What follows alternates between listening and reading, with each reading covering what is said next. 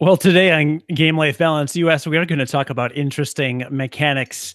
I'm Cody Goff, and I'm here with John Martin, and we definitely have at least 2 hours of material to say about F-Zero, right? So, No, I don't have a lot to say about this game. You can talk for 2 hours. I'll be leaving. no, it's that's weird. I feel like I'm more prepared for this episode than most other ones, but neither of us like racing games. Or Um, or it kind of sounds like from our pre-show talk a little bit, this game.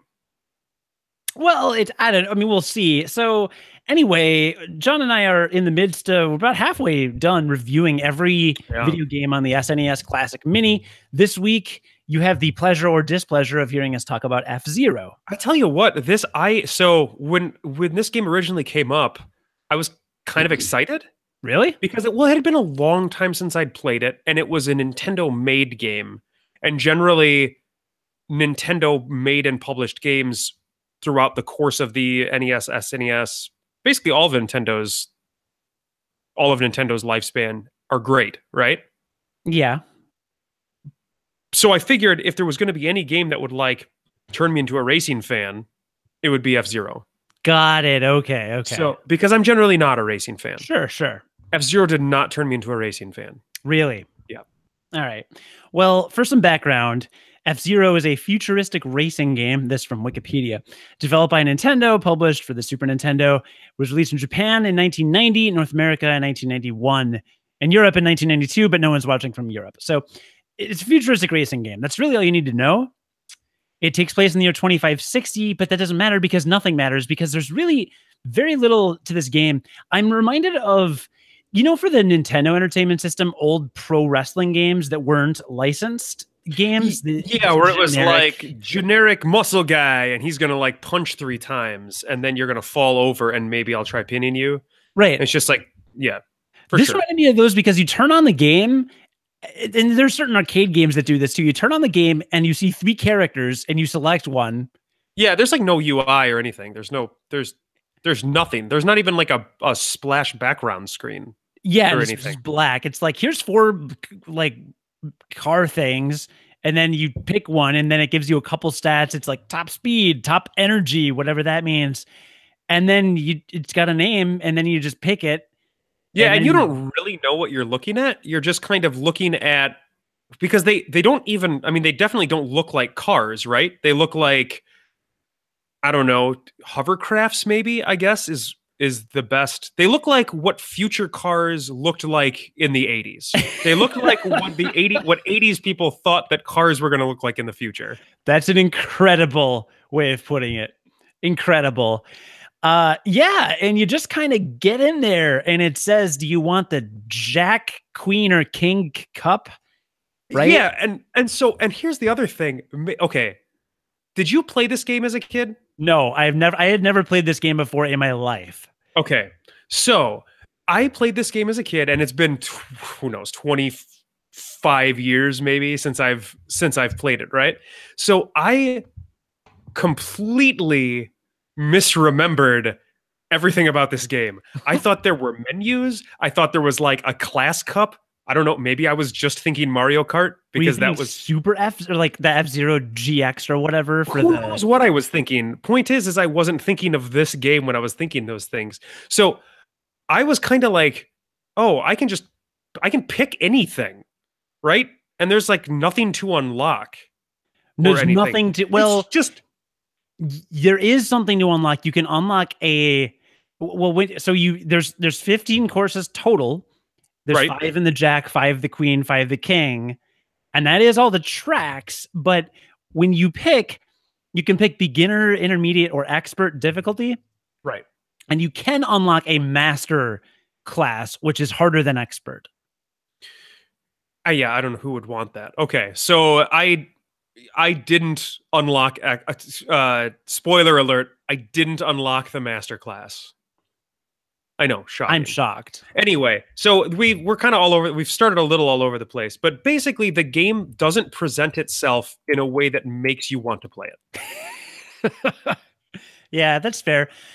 Yeah, what I want, and this is Game Life Balance US. So On a lot of our recent episodes, most of our recent episodes, we've just talked about a game for an hour, but like honestly, there's no way we're going to have that much to say about the game. So we'll get into it a bit, and then we'll actually give an update on our lives, which will be kind of nice for a change, because I don't know what you do anymore. I don't even know anything about you, like basically. Yeah, I feel the same way about you. It's like we can't even finish each other's sandwiches anymore. So yeah.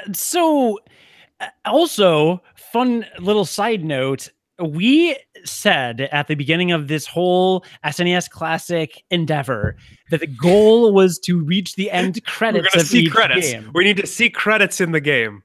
Turns out, guess what's not in F-Zero? There are no credits. You just get bumped straight back to the main screen. There's literally no credits. Right. I don't know. There's nothing in this game. No, it's bizarre. It's a bizarre game. It's a very empty game. It's like a tech demo. It's like, you know how you hear about playtesters who their job is to test a 3D game when it's just polygons before anyone has done the art for the games? Yeah, and so you have to use your imagination. Yeah, or you just, because I've heard a lot of playtesters actually hate their jobs because that's literally their job is running around these empty environments. That's kind of like what this feels like. It feels like they finished the core of a game, they like got the mechanics working, and then rather than give it any personality or flavor or content, they just it's just kind of there. Yeah, the colors in the game are generally very muted and there aren't many, right? Yeah. So like backgrounds aren't terribly interesting. Courses are uninteresting in terms of the way that they look. I would say there are some interesting courses in the way that they're structured, but not in the way that they look. Yeah, I would agree with that. Also, Max in the chat pointing out, how do we know the credits aren't at the end of master difficulty? That's probably what it is. They're probably at the end of master difficulty. You and I would have never seen them. We are not going to do that. And you're a troll. But I do think there are a few interesting mechanics.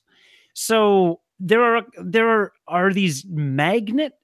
So first of all, the bumpers, basically the edges of each course. I mean, you're on a track, and you're like above the track though by a little bit, and you kind of drift back and forth as you're playing the game. Yeah, you don't feel, and they at least got this right. If these are supposed to be future cars, you do not feel like you are driving a car at all. Right.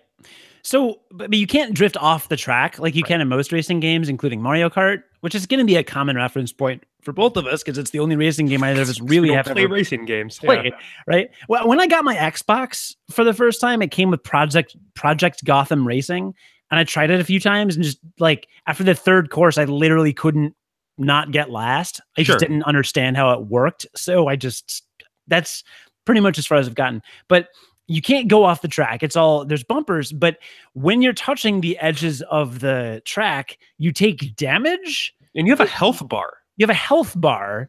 And then if the health bar runs out, you literally explode. You just explode and die.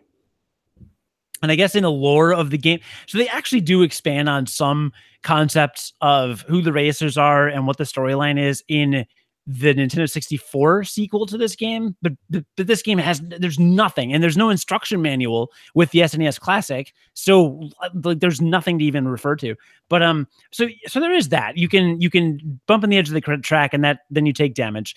The other kind of interesting mechanic to me is they have these magnet strips that run along the left or right side of the track, and you can strafe, which I think is interesting. If you press L or R, your car continues moving straight, but it just slides over to the left or right. And if you do that during a turn, it just gives you a much sharper turn. Yeah, and I do think that's interesting.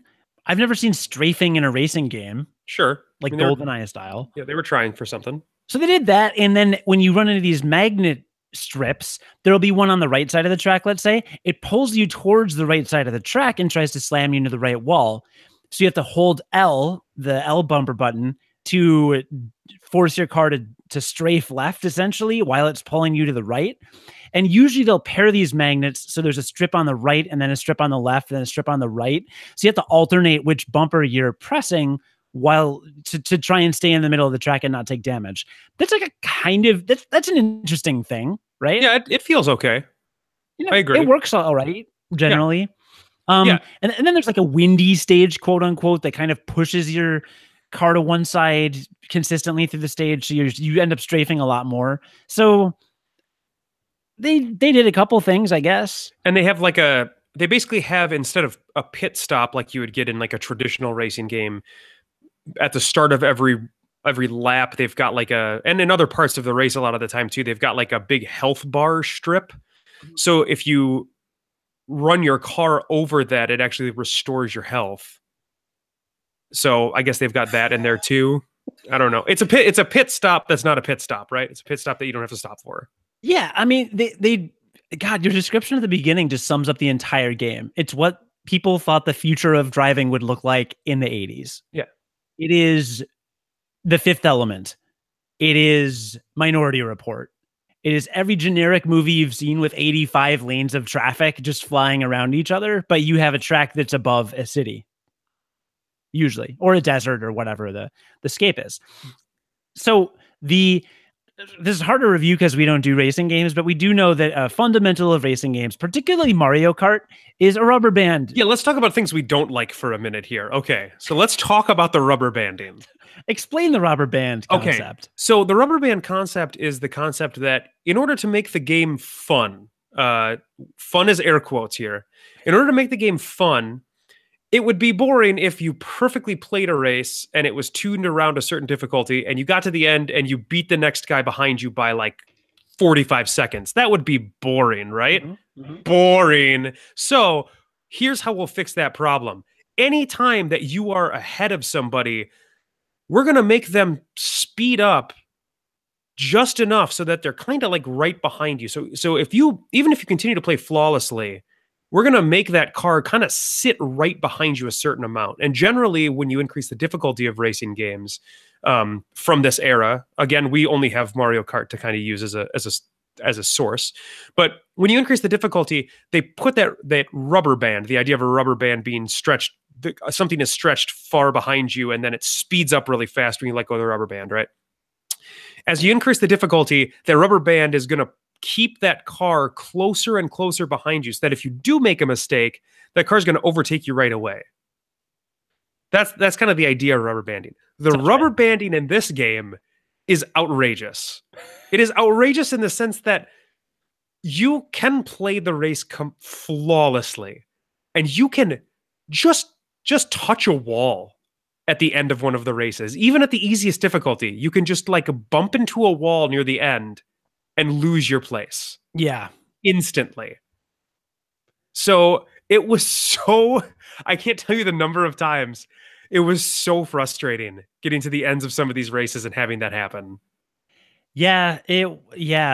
Not fun. Not well tuned. Just not good, basically. No. I wrote down anytime you hit anything, the rubber band expletive snaps. It just completely snaps. And so that's bad. But then go ahead. Well, as you continue to play, first of all, there's 5 laps per course, which is too many. It's too long. Those races are too long. Agreed. It's not that the races are even too long. It's that the courses are short and I don't want to do 5 laps. Right. So the scoring system, first of all, you don't even need to win races to beat this game. Ever. It's weird. The first lap, you have to finish in the top 15 or so. In the second lap, it'll reduce. You have to be in the top 10 or something. Third lap will be top 8, whatever. I think it ends at like top 5 for the last lap. Usually top 3 for the last lap. So you're in the top 3 places. Great. I don't know what happens to these other racers, but here's what, I don't know if they disappear or if they turn into these drone things, but here's what appears. The neutral cars that are just all over the track. Neutral cars that are not any color. They're just all generic orange. They just appear on the track and they are the worst thing that I've ever seen in a racing game. They just appear. Imagine this. You're driving, you're running a perfect race. And in the middle of the track, there is a car that you cannot get around unless you strafe perfectly. That is driving like you are playing bumper cars. If you touch it, the physics don't matter. There are no physics. If you touch it, you might fly forward, you might fly backward, you might fly to the left or right. And it does not matter at what trajectory or speed you hit any of these cars. You just fly off in a random direction. Oh, and some of them explode. Some of them literally are flashing, and if you touch them, they explode. It would be, and they take up so much space. It would be like if you played a hockey game and there were 6 Zambonis on the ice just driving around, and you're trying to play a professional hockey game. And it would certainly be fun to watch. Max says in the chat, there are probably physics. You have not played this game. No physics. no logical physics. It would be good if it were like bumper cars, because bumper cars, you have control and you know what direction you're going to go. This is more like a really bad pinball game where... Yeah, and the cars swerve, and they swerve all over the road, very obviously intentionally, right? To get in your way. I mean, they are meant to get in your way. Yeah. But they were unnecessary with the way that this game plays. Yeah, the difficulty is just very poorly tuned, and this is even in comparison with Mario Kart, which is notorious for just like screwing you over, right? Like, rubber banding in Mario Kart is terrible too. Look, they got a lightning bolt when I'm on like the last lap, and I got run over, and now I'm 4th place. Like, that stuff happens in Mario Kart for sure. Right. Then you get run over, and then somebody bumped into you, fell off. Lakitu or Lakitu had to fish you out, and then you got hit by a shell. Like, I mean, just insane stuff happens. There's very funny YouTube videos about that. Well, that's too bright. Sorry, just adjusting my lighting here. That's that game is fun to play. Yeah. Right. How much of this game did you play? I played all the tracks. All right. I also played all the tracks, and I did find myself having some moments, right? There were moments. Yeah, some form of fun. But then some garbage thing would happen on some track. Or let me talk about the thing that bugged me the most about the way some of these tracks were created. Let's talk about 90-degree to 90-degree turns. Yeah, how do you do those? You don't, right? You just run straight into the damn wall. That's how you handle those turns. Don't understand how they are created that way. I mean, we're talking literally like a 90-degree turn into an immediate 90-degree turn the other direction. So you're basically going the exact opposite direction the way you came from. Mm-hmm. And there's no way to, even with like slowing down and using the strafe buttons when you're doing that turn, there's no way to do it without bouncing off the wall. And if you don't do that at the right angle or whatever, you lose a ton of progress and lose a ton of time ahead of you. And they're all over this game, all over. It's in every track, pretty much. Pretty much every track, yeah. Also, there are only... We say there's 15 tracks, which there are, but there are only probably 6 settings. Like the first track is literally called Mute City 1. And then the Queen Cup starts with Mute City 2, and there's a Mute City 3. So, okay. And it is the same with White City, which White Town. To be fair, didn't Mario Kart did that too? So like that, there's Mario Kart did? Yeah, there's precedent for that. There were 3 Ghost House themed levels, right? In the original Mario Kart. So I did not play much of the original Mario Kart. We'll get to it, right? It's on this, and I think we'll probably feel a little differently about that, I would imagine, when we play it. But yeah, I mean, that I think is a little more excusable, probably due to just a limitation of the system, right? Yeah, and development time is very early release on the Super Nintendo. Yeah, so there's that. Max in the chat pointing out Bowser Castle 10, Ghost House 11. That I get, but I feel like when you're talking across games, that doesn't count. But to your point, I think you're right. I do think there are a couple repeats in the first one. I mean, yeah, there's a Rainbow Road in every game, but they're radically different. And And I remember hearing about F-Zero that it was kind of because it was an early game in the SNES lifespan. I kind of remember hearing that it was really supposed to be kind of a showcase for the whole Mode 7 thing. And that it wasn't considered like, it was never supposed to be considered like the best game. It was supposed to kind of blow your mind with the way that it looked.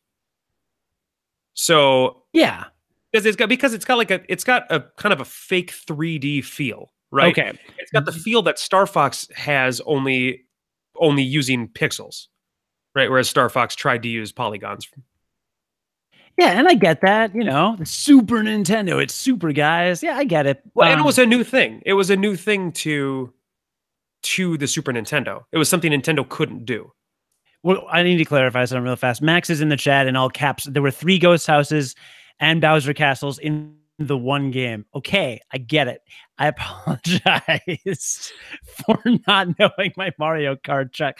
I didn't grow up with Mario Kart. I only played Super Mario Kart a couple times. I was a Mario Kart 64 guy. Anyway, yes, you were right. Yeah, showing off all that stuff and all that is really good and well and great. Fantastic. It was kind of a launch title, more or less. That said, does anyone have nostalgia for this game? I mean, there probably is, but if they do it, it's not me. I definitely didn't have nostalgia for this game. I remember playing it when I was younger. I'm assuming I didn't like it then, and I don't particularly like it now. Can a person have nostalgia for a bad game? I'm sure you could. I'm sure you could. Are there any could. games that you like that are bad, not fun games? Twisted Tales of Spike McFang. That you just made that up. I didn't. It was a Super Nintendo game. You played as a cute Dracula-like thing, and there were little garlic. Look, it was a game. I didn't just make it up. And it was a bad game because I remember trying to go back to it like 10 years ago and playing it and saying to myself, I have no idea how I played this game because this is simply a bad game. But I liked it. I liked it a lot. And I still think I should go back and play that again because I think I would like it. Max in the chat just said, oh, dear God, I remember hunting for a ROM of that for him when I was like 14. Way to go, John. Which is awesome because actually I did make up the game and just set Max on a complete wild goose chase back when we were 14. That's good. Just 20 or so years later, finding out about that. But no, that game was definitely bad, and I definitely have nostalgia for it and would definitely try playing it again. All right, well, I don't know who would have nostalgia for this. Look, if you have an SNES Classic, I don't know why this game is on it. The Sega Genesis X-Men. I have nostalgia for that game. That game is horrendous. It is awful, and I have nostalgia for it. Oh my God. I probably have nostalgia for a lot of bad games, actually. That's too bad. Sewer Shark for Sega CD. Sewer Shark. The game the Sega CD came with. That game is terrible. It's terrible. I think what I mean is, can you be nostalgic enough to want to play a really bad game? I would 100% play any of those games I just said. I would hate it, but I would play all of them. Okay. Well, there you go, listener. Oh God, that Sega X-Men game. Honestly, I don't really know why this game exists. I couldn't even think of some existential question for us to ask about it. So I literally just titled this episode, What is F-Zero and Why Does It Exist? I don't really know. It's fine. Maybe give it a quick look, play through the Jack Cup on easy mode if you're curious. Or maybe just skip to the King Cup because there are a couple interesting mechanics. You know what? There's some good music. Is there? Yeah, I think so. I think there's some decent tracks. Okay. I honestly had it on mute for a lot of it because, this is the other thing, the sound design, because when you always hear engines in racing games, but in this game, it's this like nonstop. And I'm playing in the living room. It's really awful. Next to Casey. And I'm like, she's going to kick me out of my own apartment if I leave this volume up. So I didn't even hear almost any of the music. So there is a really satisfying kind of like sound whenever you accelerate though from a stop. That's kind of satisfying from like the burners going. So like I like that. I like that. Nintendo's always been pretty good with sound design.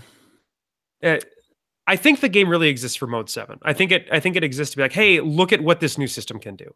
Yeah.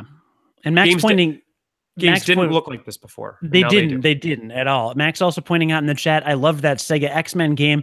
Wolverine lost his mutant power for having his claws out. He did, but only if he did damage to something. It was a stupid game. It was so bad. There was a part in that stupid game where you got to a computer and you had to like hack the computer and you had to hit the reset button on the Sega Genesis, but not push it down all the way.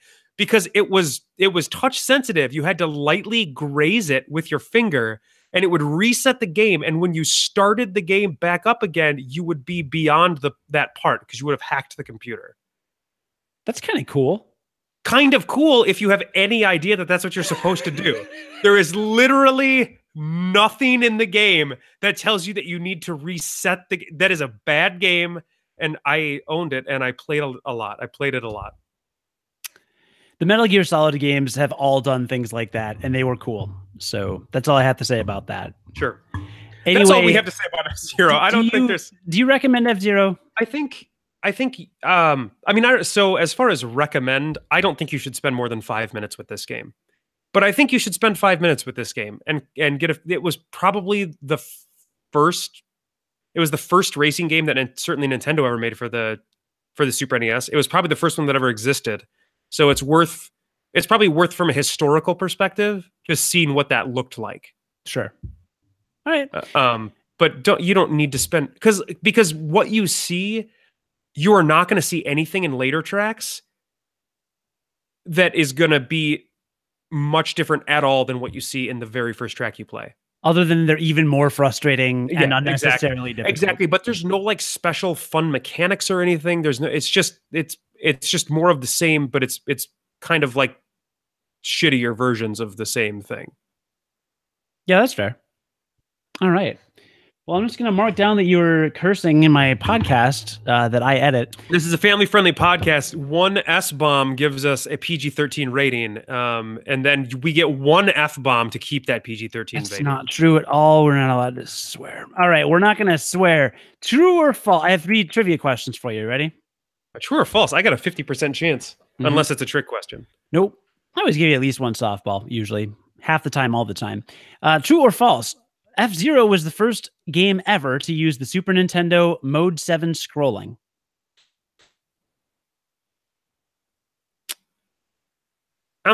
First ever is a tough... I'm going to say true. Correct. Next question. It was.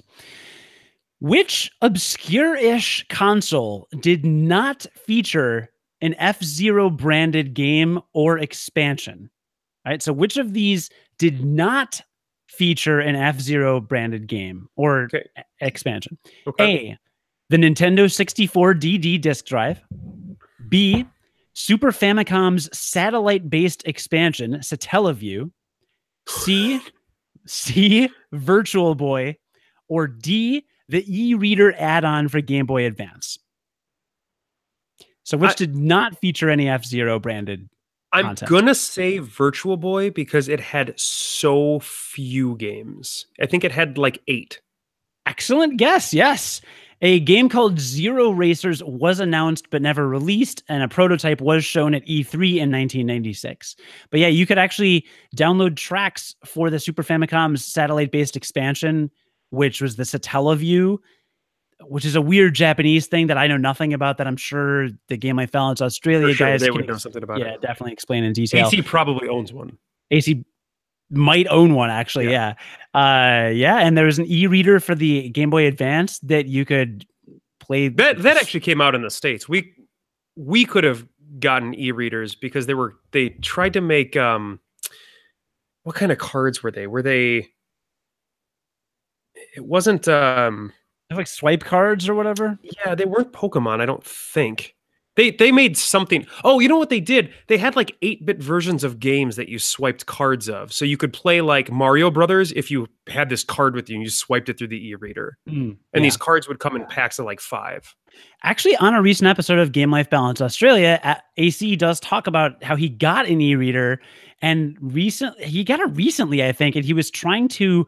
The reason he got it was because either Super Mario Brothers 2 or 3, there's a Super Mario Brothers game that he was playing, and Nintendo released additional levels for that Mario game on the e-reader. It's like an e-reader card. Yeah. So that's interesting. It's kind of cool. Maybe it was Mario World. It was definitely a Mario game. I just don't remember which one. Anyway, so yeah, you're good. 2 for 2. And the final question: in the first F-Zero game, Captain Falcon's ship, which is called the Blue Falcon, has the number 111 on it. In F-Zero X and all later titles, it has a different number. It's unclear whether this was intentional or not, because 111 which is in F-Zero, is actually the binary code for that number that became the number for the rest of the series. What number is it? So you've got a built-in hint. 111 is the binary code for that number. 3? No. It's I don't know. I don't speak binary. I don't either. I'm sure Max will guess in the chat. And the answer is 7. The number 7. Okay, sweet. Very obscure. So yeah, Blue Falcon is number 7, but in the original game it was 111, which coincidentally is the binary code. Who knew? Not I. Well, I did because somebody knew. In fact, probably there's plenty of people that would have known that, but just not us. I knew it. Not I'd have written down. I was just opening up some other notes over here. I feel like that doesn't count. That's fine. Well, let's for the first time in a long time, let's talk about life stuff. How are you? Good. I'm good. I'm good. It's like summertime now, and I can actually go outside here in the frozen north of Minnesota. There's no more ice on lakes. That like literally ended a week ago. We had ice on lakes. We had ice on lakes till like last week. Did you skip spring like we did in Chicago? We did. In fact, we had the snowiest April on record, which we got a 19-inch blizzard on like April 21st or something like that. Like 3 weeks ago, we had a 19-inch blizzard. It was amazing. Mm-hmm. It was really good. So anyway, it's summertime now. That's kind of nice. Actually, this past weekend, Max and Will came up, our buddies that play board games with us. We had been trying to plan on a weekend. I think we originally had it set in February, but obviously that did not work out, and so it kept getting pushed back. I think I talked about Imperial Assault before on this podcast. It's that Star Wars board game that tells like this really long campaign story. One person plays the Imperials, one team plays the Rebels. And it comes with a tablet? So there's a tablet app that I was playing that I can use to play by myself. Got it. But the game is originally and really played best when you play it with teams. We've got an Imperial team and a Rebel team. So for Christmas last year, Max got me one of the expansions to it, and we didn't get a chance to play it. We were just playing the base game before. We finished up that campaign, and so we started a new campaign with the Battle of Hoth, which is the expansion. And so we started that, and it was really cool. We also played another board game, which you have heard of, called Gloomhaven. We started playing that and kind of learned the ropes on that, which is also a cool board game. They actually shared quite a bit in common. So played a couple rounds of that and kind of got our feet wet with that. And it was good. It was a very quick weekend. It lasted briefly, but it was a lot of fun. And it was kind of a great prelude to MartinCon, which is a much longer and probably more in-depth weekend. Oh, yes, it will be in-depth. Yeah. So, yeah. With much more debauchery. Yeah, if you're new to the podcast, we all of our close friends from childhood congregate in Minneapolis for MartinCon once a year. Is our nickname for when John has a bunch of us over to play games and drink all weekend. Over Memorial Day, yeah. Over Memorial Day, yeah. So very much looking forward to that. That weekend we'll also be playing Kirby Superstar for the first time in like 20 years. I'm super excited. I'm like 95% sure that game holds up. And especially with 2-player, like co-op in that game, I think it's going to be awesomely fun. Especially if all our friends are around drinking, trolling us. Yeah, it'll be super fun. Yeah. So I'm considering we should find maybe some way to stream that possibly. You've got a device, right? I mean, you'd have to travel with it. That seems like a hassle. Actually, although you are driving, right? I've got some stuff. We'll talk after. No, I've got my Live Gamer Extreme, little streaming device, which I've been using to stream. All right. Sometime in the near future, Casey and I will be streaming the first hour of whatever game we play next, by the way. Hey, we do have to decide. Well, we'll talk after. So that was what was going on in my life. Also, it is open knowledge that my wife is pregnant. Is that open? Was that open? It's open. It was open. Yeah, it was open on this podcast. You said that before? Yeah, we talked about it like 2 months ago. So, I don't think you did. Nah, I think we did. I'm pretty sure we did. Anyway, my wife is pregnant. And, congratulations. We're at like 30 some weeks. So we're only 2 months away from having another kid in this house, which is terrifying in its own respect, but also pretty awesome. I'm pretty excited. Wow. Yeah. So the rest of the kind of like leading up until then, I don't know if it's like this in Chicago. I think stuff is just always happening in Chicago, but in Minnesota, because the weather sucks over the winter, people almost hibernate, like almost literally hibernate in the wintertime. There are Oh, people yeah. that you don't see. You don't see them for 6 months. And then spring and summer happen, and everybody wants to do stuff all the time because that's what you do when you can get out of the house. So the weekends, I mean, it is so common here for the weekends from like the end of April through mid-September are just booked. Like you have something going on every weekend. And there's some really fun stuff to that, but it's also like exhausting, right? Yeah. There's just ends up not being that much downtime. Yeah, that was last year for us. This year, I mean, we had so much travel and all these other things planned last year, and this year it's like nothing. Blank slate. No friends. I mean, yeah, just no. That's very sad. Yeah. No friends is sad. Didn't Casey just get back from? Was it Argentina? Yeah, she was there for a couple weeks. I survived barely. Not playing enough Earthbound in the meantime. Yeah, I know. I'm sure. Yeah, no, she got back, and yeah, we're just chilling. How was that trip? I don't know. I didn't go. Okay, well, good. I'm glad you could speak to it. She's alive. She's fine. She made it. That's good. Safe enough place. There's a lot of Bitcoin ATMs down there, so that's cool. Though, for real? Like actually? I read some headline somewhere that was like Argentina to install like 10,000 Bitcoin machines. I don't know. It's big in lots of other countries. It's got to be better than their currency, right? I'm thinking of Venezuela. I don't know anything. It's better than most currencies. I don't know anything about South America. It doesn't matter. Listen, speaking of her, we got a belated wedding gift that I have to talk about on this podcast because it involves other podcasters. Really? We got a package in the mail and it was from Australia. No. Do you know something about this? Why do you think I asked you for your address randomly one day? I completely had forgotten. Of course you did, but I did it really obnoxiously in a way that wouldn't make you think that, yeah. I literally, I didn't even think of that until just now. Like, yeah. I forgot that text even happened because you said, hey, what's your address? And I just figured it was... Oh, it's for something dumb, right? Like me putting it in like maybe updating my portfolio, my Rolodex. I was updating my Rolodex. I thought you would be sending like a pregnancy announcement or something. Sure. Yeah. No. Which I don't know. Like, I don't know how these things work. Do you send a thing like... Because people post on Facebook the whole announcement, right? They're like, look, having a baby. But okay. So anyway, I had no idea what was anyway, happening. You got a package from Australia. I got this package from Australia. And I got it a few days ago. So it came and I haven't actually talked to AC about this yet because I wanted to like kind of, I don't know, break the news here first in case he gets to hear it here first. But AC is one of the two hosts of Game Life Balance Australia, our sister show. None of us have ever met in real life, in person. John and I have guest spotted on their episodes before. They've come on to our show before. But it's just Rob and AC. It's just two guys we've never met we're just friends over the internet. And he sent me an NES game because it said like video game cartridge on the outside because it's customs or whatever. I'm like, what? He sent me a video game. What is this going to be?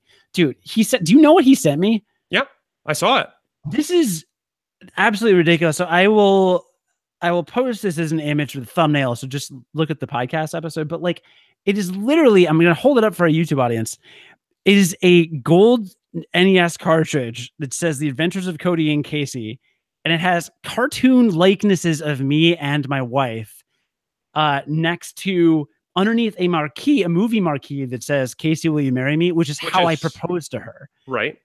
AC commissioned an artist in Sydney to draw this, and he put the label on this, and it's an actual Zelda cart. It's got like Nintendo made in Japan and all that stuff on it.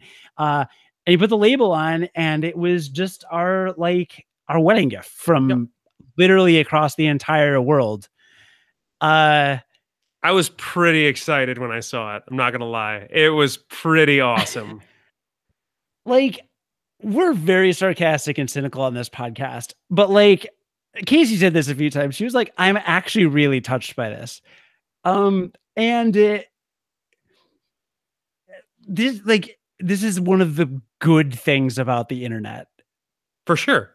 It's not there aren't a lot of them. No, there aren't. And it's not just about like getting stuff, you know, it's just about like like and there's a really nice note that came with it, and he's like, we'd love for you guys to come to Australia sometimes. And it's just like the fact that I'm like, I have a giant like 10-foot long world map in my wall, and like, and I could show it to you. I'm for the YouTube audience again.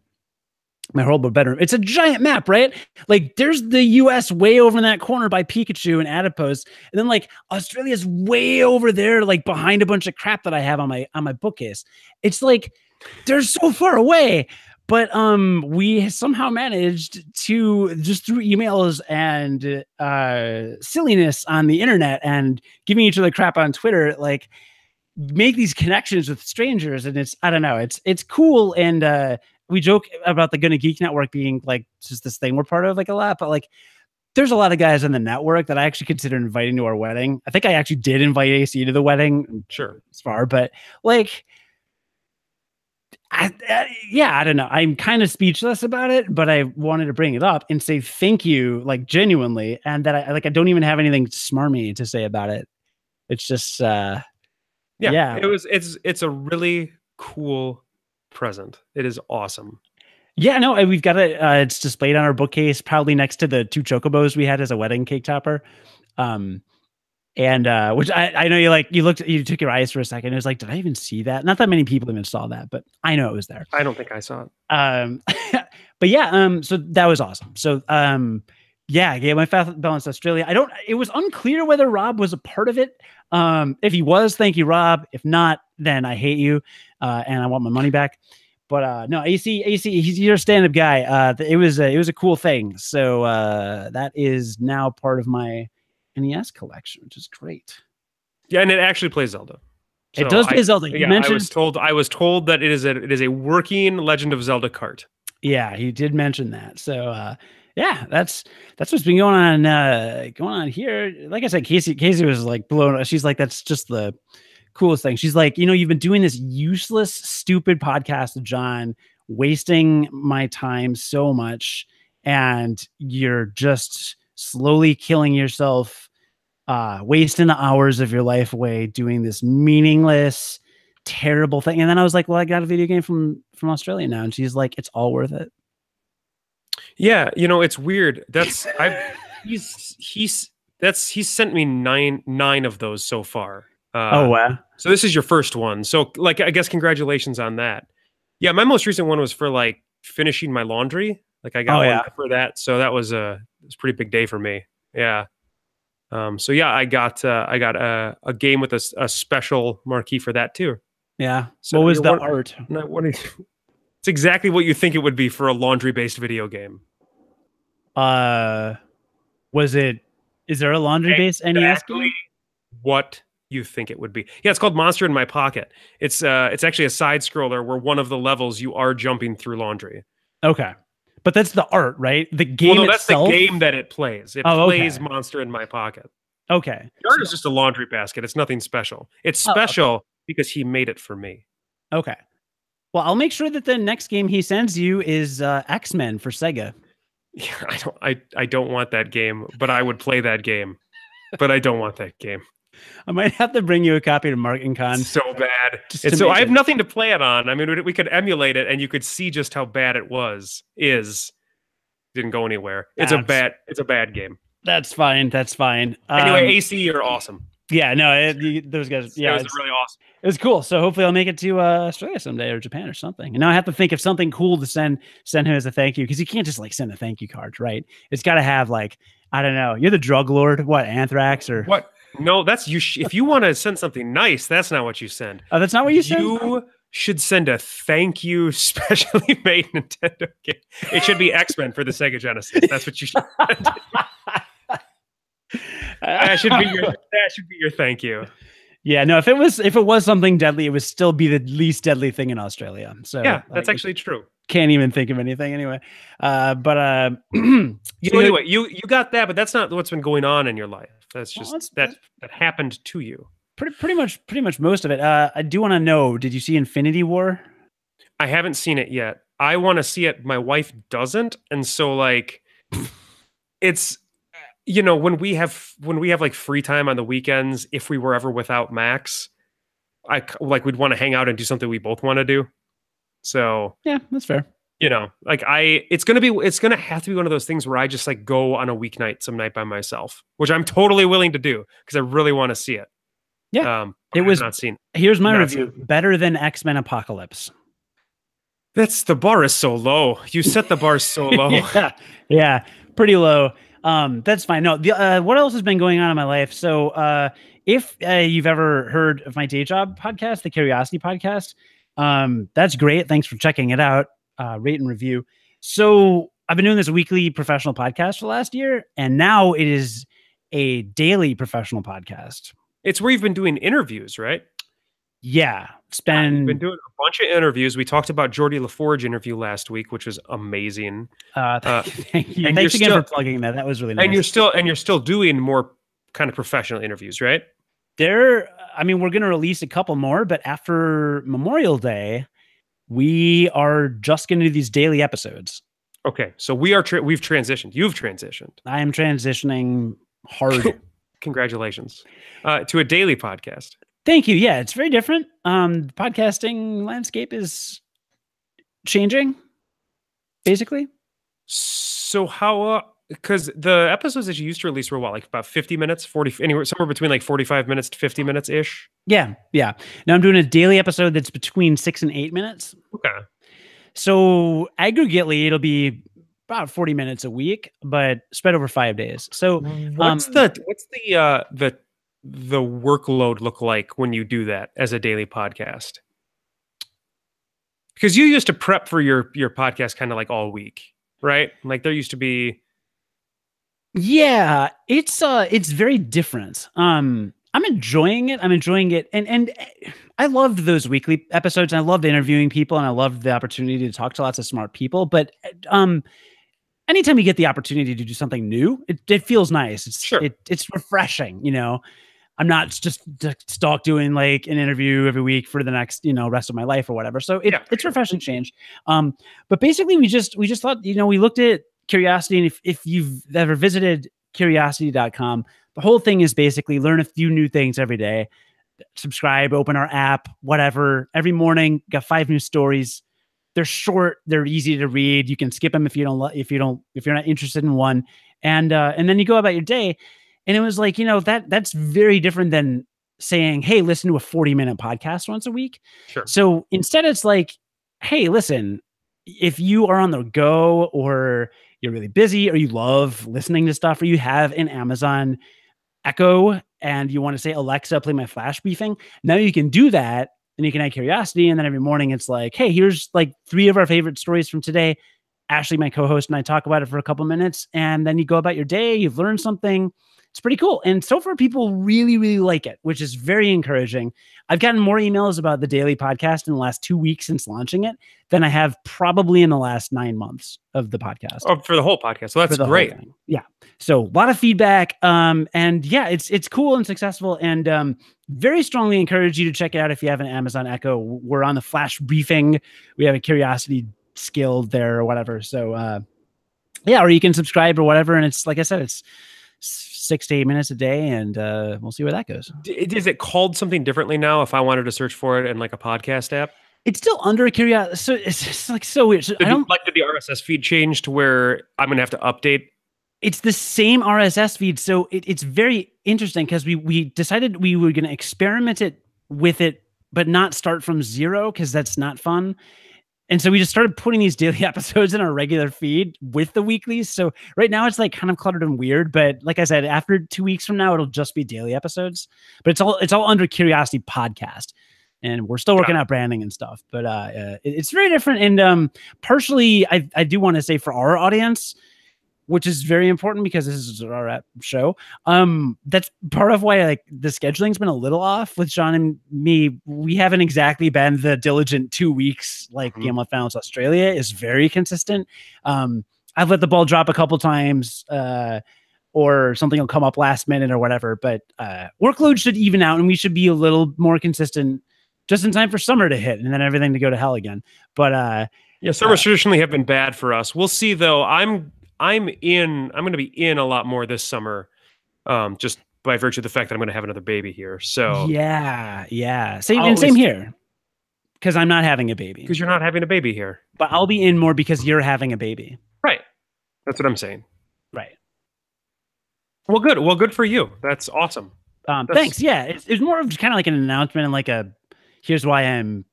I mean, at least it sounds awesome. It sounds awesome in that you are excited about it, or at least you sound excited about it. So you're doing a good job of faking it if you're not. Fake it till you make it, right? Yeah. No, it's cool. I will say, because you asked about the workload, and like legit, it is a ton of work. Just to yeah, I would think so, to make sure that everything is prepped and ready to go, because you have to have it recorded and edited by the next day, right? Yeah. And I'm batching them, so like tomorrow we're gonna record probably 5 or something. But it's pretty crazy. I will say the funniest thing that happened was I misspoke and I said, do you know about the Drake equation, part of the Fermi paradox? Is that the one where you play a round of Fortnite with Ninja on Twitch and make that game blow up? Yeah, but if you have your claws out and you attack an enemy and it takes damage, then you lose your mutant powers. Now, see, you don't know the story I'm referencing because, I don't know, you don't pay attention to video game news like I do. Is this Nathan Drake? The true gamer. No, the rapper Drake. I'm not kidding. It was a whole thing. Anyway. Isn't he the one that likes Trump? Anyway, the Drake equation, part of the Fermi paradox. Let's talk about Kanye.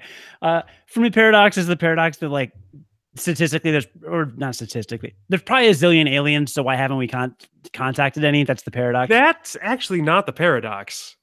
Yeah, it is. No, it's not that listen, we don't need to talk. That is not the Fermi paradox, but we won't talk about it here. What do you think the Fermi paradox is? Not that there's a zillion aliens around.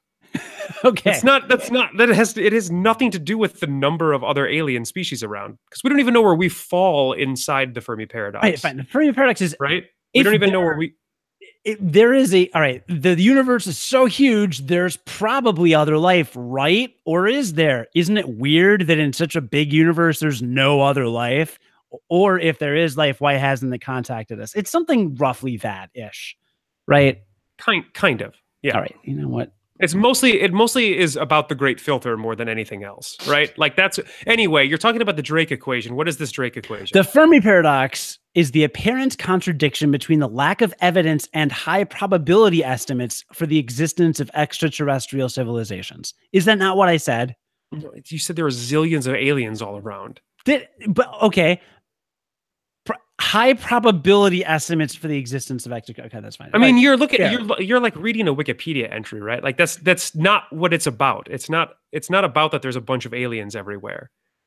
I know. I misspoke. Yeah. Okay. Anyway, continue. Which is funny because this story is about him misspeaking. The Nathan Drake equation. The Nathan Drake equation is part of the Fermi paradox, and this guy, Frank Drake, is an astronomer, I think. He's a scientist that basically like calculated kind of how many aliens there probably are. Okay. Am I right? I don't know. That sounds impossible to do because we haven't seen any. So the equation was formulated by Frank Drake in 1961 and blah, blah, blah. All right, whatever. And finding the length of time. Okay, whatever. The Drake equation has something to do with the Fermi paradox. He like calculated some numbers based on like what aliens are there. Anyway, I misspoke in this podcast and I said Francis Drake instead of Frank Drake. Do you know he was an explorer, right? Yes, he was the explorer. So we issued a correction like the following week because the listener was like, dude, it's not Francis Drake. That was like a sailor from 500 years ago. Okay, fair. So we're like, yeah, sorry about that. Didn't mean to like mention a pirate. So we get this 2-page email from another listener because I called Francis Drake a slave trader and a pirate, which technically historical records show many claim that he was a slave trader or at least went on some slave trading voyages.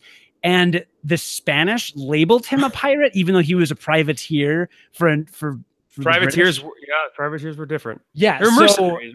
This person like eviscerates me for I guess slandering Sir Francis Drake, who's not a pirate. And I think we're just gonna read the whole email straight up on a future episode because it was so funny. And I'm like, how bad should I feel about this? Remember when like 10 minutes ago we talked about that part of the internet that's really good? Because like you just talked about the rest of the internet. That was the rest of the internet. Yeah. Yeah, there's that. Well, anyway, you can learn something new every day unless it's about Frank Drake and pirates. Sir Francis Drake has got to be rolling in his grave right now. Of course he is. He has under to the be. sea. He has to be. Under Downward, the it's sea. wetter and better. It's really both of those things. Oh, and also one other quick plug: Angry Video Game Nerd literally copied our Earthbound review like a week after we did it. Yeah, what a jerk! Did you see it? I haven't watched it yet. It's on my like queue of list of things to watch. Oh, it's so good. Yeah, I'm pretty excited. He complains about everything I complain about and like lauds everything you were into. So, well, that works out then. Then we're both right. It was weird to. I wish you would watch it like 2 days after we recorded because it was weird to watch. Anyway, doesn't matter. It'll still be weird to watch. I remember how I feel and what I said about that game. So yeah, that's true. But you don't remember what I said because you never listened to me. That's true. Yeah, I actually don't even remember recording with you. Oh, all right then. All right, do you want to say what's coming up on the Gonna Geek Network? Yeah, Gonna Geek Network. There's a couple of things. I think with Infinity, there's got to be something about Infinity War on here. Shouldn't we read? Because it's such a big deal. We might be late on it because it came out a couple weeks ago and they're probably all over it. That's true. Well, here's another one that's a little bit relevant to us. We can talk about all things good and nerdy. One of our podcasts, we didn't talk about the Gonna Geek Network. Gonna Geek Network is a network of geeky podcasts that we belong to. Game Life Balance Australia also belongs to it. There's a ton of different shows on there, so check that out. Here's one example of one of those shows, All Things Good and Nerdy, episode 310, The Soundboard Challenge. Allergy season is kicking Naki's butt, so she can't make it this week. Boo. But have no fear, the gentlemen of ATGN are still here. This week, Willie continues his review of God of War 4. Chris talks about a recut season of Arrested Development 4, and Anthony has all the details on the upcoming DC Universe streaming service. All that and Avengers Infinity War spoilers. All right. First of all, there are no gentlemen on ATGN. I've been on that show and I can vouch for that.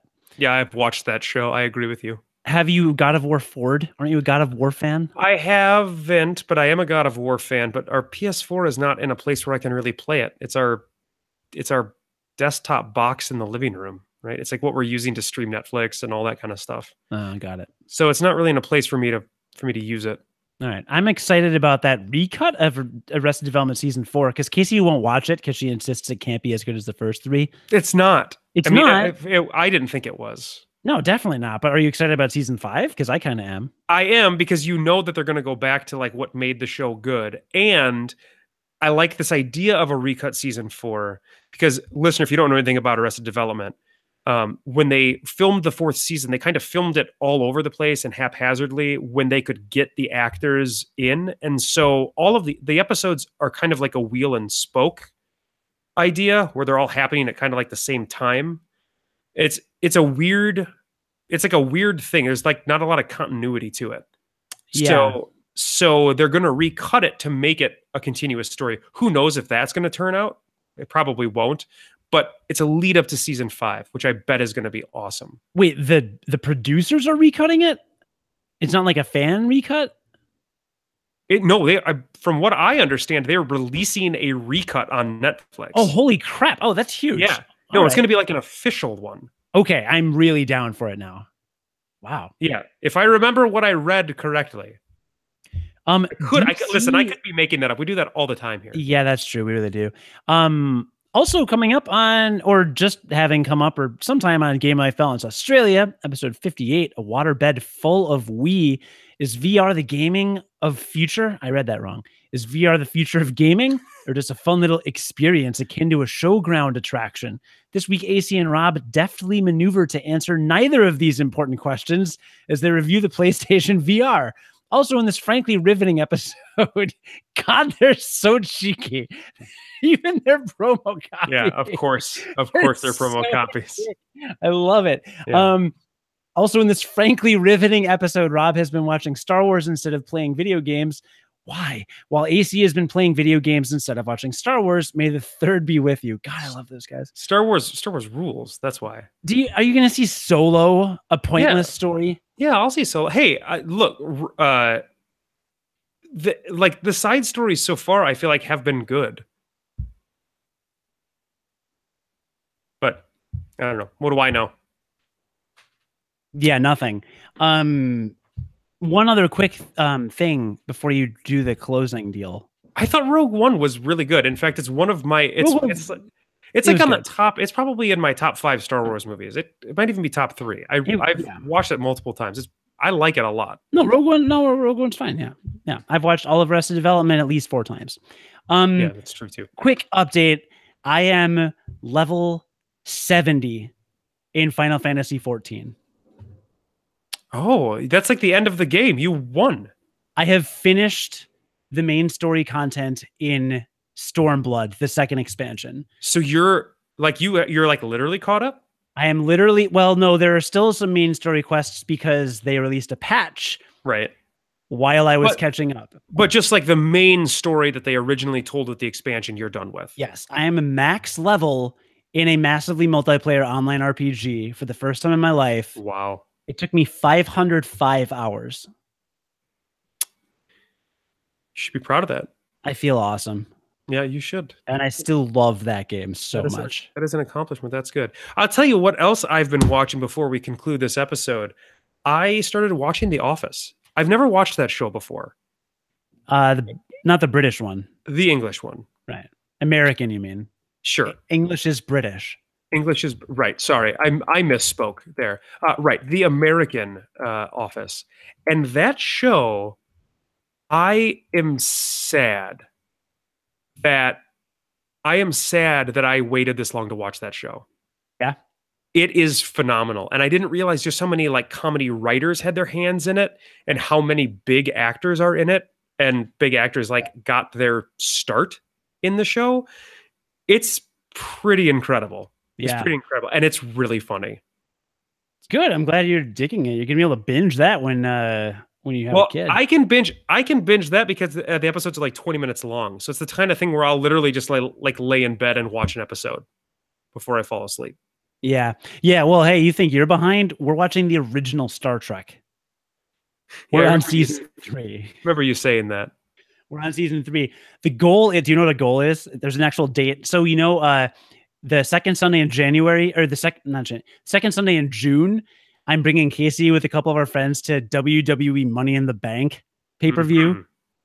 So Brad, who's going with us, has insisted and freaked out online when I told him we're watching Star Trek, because he said Star Trek V, The Final Frontier, is the worst movie he's ever seen. And he said, probably jokingly, in like November, I will literally drive to Chicago to watch that movie with you because I hate it so much. So the goal is for us to finish season 3 and get to the movies right during that weekend, and then see if he and Will want to come in like Saturday and do a Star Trek movie marathon, and then go to a wrestling event. The only thing that could make it better is if you went to that wrestling event dressed up as Star Trek characters. Dude, as like because you're gonna be like a foursome, right? Yeah, like it's like the perfect amount for an away team. I feel like you could totally pull that off. We might do that. I feel like you could totally pull that off. That's a really good suggestion. So much more to update y'all on, but we got to figure out what game we're playing next time. Oh yeah, that's right. Do you have a die? Do I need to get one? I have a coin because only 2 games were nominated. Oh, well then that's an easy one for us to do, right? One of the games, actually, I think both nominated by Ryan Doombrowski, our good friend and video game developer. You can follow him on Twitter, Doombrowski. It's like R_Doombrowski. Just search Doombrowski. It doesn't matter. Yeah, he suggested Donkey Kong Country. Then another listener, something McCoy, suggested Donkey Kong Country or Super Punch Out. So we are between Donkey Kong Country and Super Punch Out. I have the coin from Hearthstone.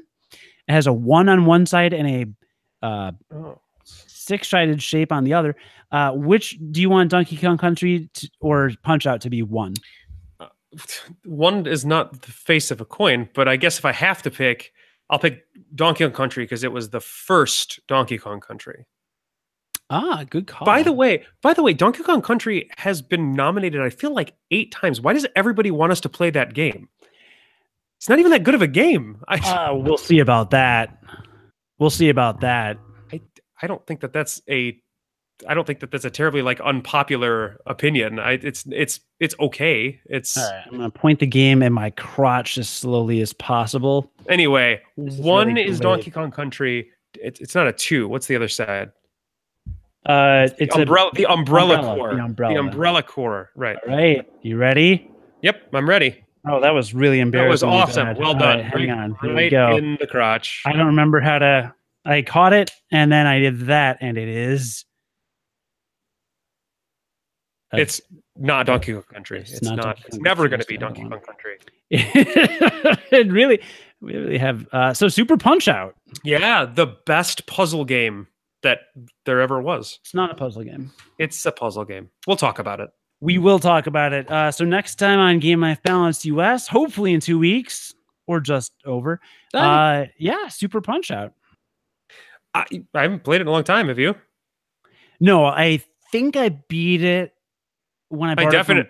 I definitely have beaten it before. Okay, yeah. I never owned it, but I don't have a lot of memories. I'm not streaming games with Casey if I have like no nostalgia, so I probably won't stream it with her. But I will stream Final Fantasy VI soon. There was somebody that we knew in high school named Carl. Who had an affinity for Super Punch Out, and I believe he could beat the first half of it, maybe blindfolded. Yeah, which is incredible. I remember that because it's a puzzle game. Yeah, that's why. Yeah, we'll talk about it. All right, I'm done. Yeah, no, I'm done too. I've got nothing else. In fact, I would like to get away from you. You were going to do that thing. Oh, I got to do the thing. Yeah, thank you for listening to the Game Life Balance US podcast, the American edition of the Game Life Balance podcast. If you had fun, then please tell one. When did this? Then please. You just thought you were going to coast right through this. Yeah. Well, it's in caps. It's in caps. So like I feel like I need to emphasize it. All right, here we go. If you had fun, then please tell one friend about our podcast. Fun, didn't you? And that's all we ask. You can learn more about Game Life Balance, including our sister show in Australia at gamelifebalance.us, or check out Game Life Balance and lots of other geeky shows on the Gonna Geek Network at gonnageek.com. I like that a lot better. I'm glad that I wrote it. That's how this works. Wow, I just hit puberty. Puberty.